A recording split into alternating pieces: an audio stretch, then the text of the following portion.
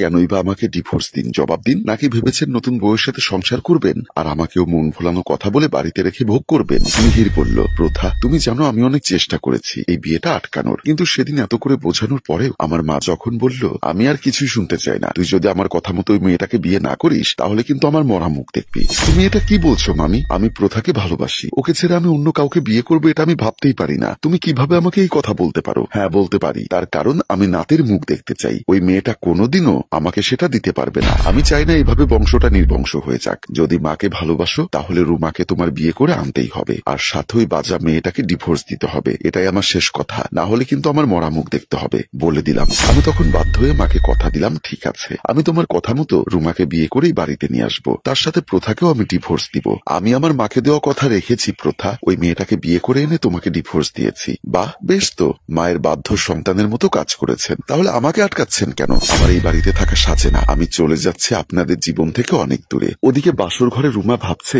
যদি আমাকে কখনো স্ত্রী হিসাবে মেনে নিতে না পারে লোকটা তাহলে কেন আমাকে বিয়ে করে বাড়িতে নিয়ে আসলো? বলল নিজের মায়ের কথা রাখতে আমাকে বিয়ে করেছে, তাহলে শুধু মায়ের ইচ্ছা পূরণ করতে একটা মেয়ের জীবন নষ্ট করা কতটা যৌতিক? আমি কিছু না বলে হয়তো ভুল করেছি। না না মিস্টার মিহির খন্দকার, আমাকে জবাব দিতেই হবে আপনার। রুমা বাসর ঘর থেকে বেরিয়ে গেল। মিহির আবার প্রথার হাত ধরে বলল, তুমি আমার পুরো কথা শোনোনি প্রথা, আমি আমার মায়ের কথা রেখেছি, কিন্তু ওই মেয়ের সাথে আমি সংসার করব না। যদি থাকতেই হয় তাহলে আমি তোমার সাথেই থাকবো, আর যদি তুমি আমাকে ছেড়ে চলে যাও তাহলে আমি নিজেকে শেষ করে দিব। প্রথা অবাক হয়ে বলল, আপনি কি বলতে চাইছেন? আমি কিছুই বুঝতে পারছি না। আমি তোমাকে আবার বিয়ে করব প্রথা, আর তোমাকে নিয়ে এখান থেকে চলে যাব। আমার মা তার নতুন বউকে নিয়ে থাকেই বাড়িতে। ওদিকে বাসর ঘর থেকে বেরিয়ে প্রথার মিহিরের সব কথা শুনে ফেলল রুমা। রাগও হলো কিছুটা। মিহির বলল, প্রথা তুমি ড্রয়িং রুমে গিয়ে বসো, আমি একটা জরুরি কাজ সেরে আসছি। প্রথা ড্রয়িং রুমে গিয়ে পৌঁছাতেই সেখানে রুমে এসে বলল, পুরুষ মানুষের কথা বলে আর লাভ নেই। প্রথা অবাক হয়ে তাকালো, এই দেখো আমাকে এখন বিয়ে করে আনলো, আর এদিকে নিজের আগের বউকেও ছাড়তে পারছে না। সে এখন চাইছে তোমাকে এখানে রেখে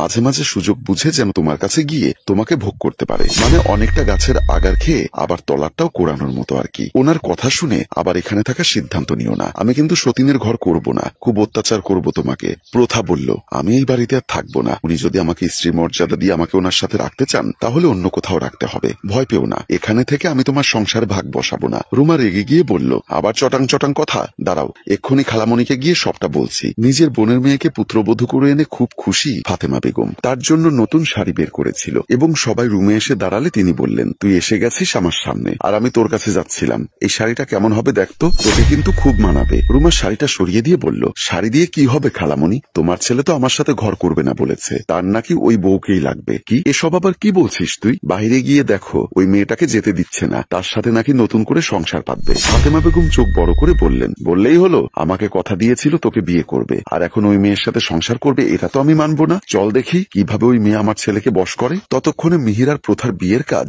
শেষ হয়ে গেছে। ফাতেমা বেগম ও রুমে এসে আমার দিকে তাকিয়ে রইল। মিহির বলল, তুমি কিছুই বুঝতে পারছো না তাই না মা? আচ্ছা ঠিক আছে, আমি তোমাকে বুঝিয়ে বলছি। তুমি আমাকে বলেছিলে যদি আমি তোমার বোনের মেয়েকে বিয়ে না করি, তাকে এই বাড়িতে বউ করে এনে প্রথাকে ডিভোর্স না দেই, তাহলে আমাকে তোমার মরা মুখ দেখতে হবে। দেখো মা, আমি কিন্তু আমার কথা রেখেছি। প্রতিশ্রুতি অনুযায়ী আমি প্রথাকে বিয়ে করেছি এবং ওকে ডিভোর্স দিয়েছি। কিন্তু এসব আবার কি নাটক শুরু করেছিস তুই? বাড়িতে কাজী সাহেব কেন? কাজী হাসতে হাসতে বলল, বিয়ের কাজ সম্পূর্ণ হয়েছে বাবা, আমাকে বিদায় করে দাও। মিহির তার হাতে কিছু টাকা দিয়ে সালাম দিল। কাজী যেতেই বলল, এটা তুই কি করেছিস? এই মেয়েটাকে আবার বিয়ে করলি নাকি? ওকে ডিভোর্স দিব বলেছিলাম, দিয়েছি, কিন্তু আবার বিয়ে করতে পারবো না সে কথা তুমি আমাকে বলনি। জীবনটা খুব ছোট মা, এই ছোট জীবনে আমি তোমার কথা রাখতে তোমার ইচ্ছা পূরণ করেছি। এবার তুমি আমাকে আমার মতো থাকতে দাও। ছেলে হয়ে আমি তোমার প্রতি ভালোবাসার প্রমাণ দিয়েছি। এবার তুমি যদি তোমার ছেলেকে ভালোবাসো তাহলে আমাকে আর কোনো কিছু বলে বাধা দিও না। তুমি থাকো তোমার বোনের মেয়ের সাথে এই বাড়িতে, আমি ওকে নিয়ে চললাম। খালামণি, এসব কি বলছে তোমার ছেলে? আমার কি হবে তাহলে?